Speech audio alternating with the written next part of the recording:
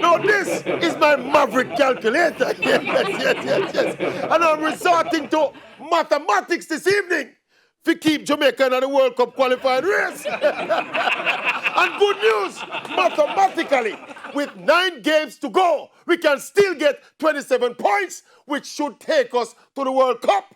So mathematically, it's here. Realistically, though, that gutsy 1-point performance against Canada also means Jamaica has now dropped 5 of 6 points at home. That is terrible for Jamaica, mathematically. What is sad to me, though, is that the Reggae Boyz are performing like the worst of the 8 teams in the octagonal round.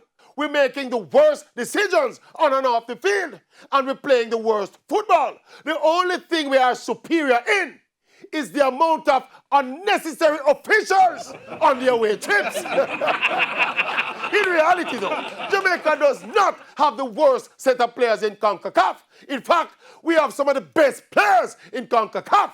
But because the entire process has been so badly mismanaged, the Maverick have to draw from a phone. Yes, I mean, the calculator to do some mathematics. We can't go to the World Cup. Yes, see that. E equal MC squared. Yeah, what are that math? Or physics? We're trying next week. Look how we are.